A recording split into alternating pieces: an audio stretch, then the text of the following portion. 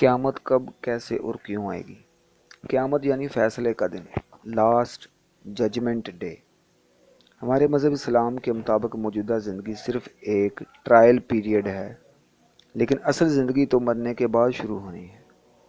ایک دن ایسا آئے گا جب ساری دنیا فنا ہو جائے گی، پھر ہر انسان کے مرنے کے بعد پھر کبھی نہ ختم ہونے والی زندگی شروع ہو جائے گی، جس کا کبھی کوئی اینڈ نہ ہوگا اور انسان ہمیشہ جوان رہے گا۔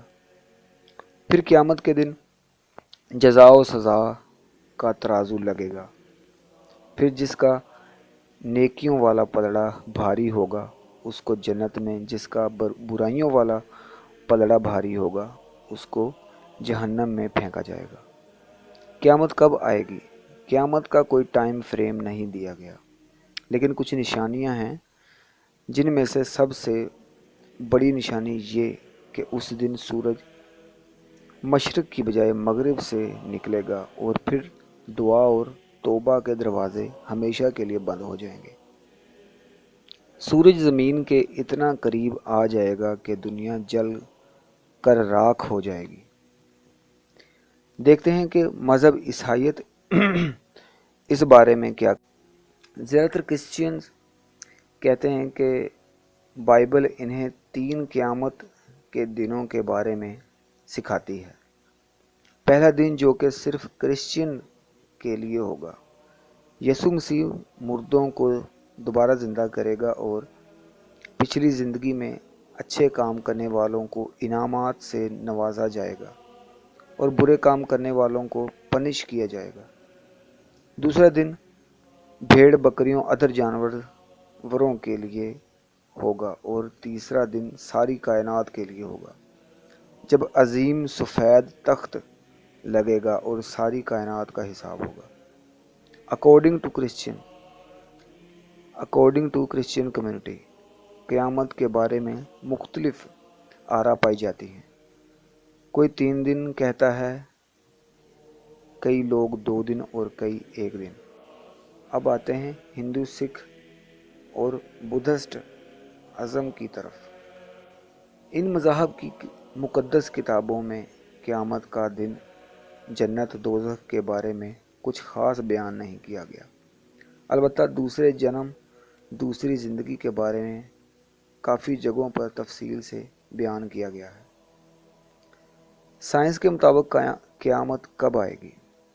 ویسے تو جو انسان جب مر جاتا ہے تو اس کے لیے تو اسی دن قیامت ہوتی ہے، لیکن سائنس قیامت کے بارے میں کیا کہتی ہے، آئیے جانتے ہیں۔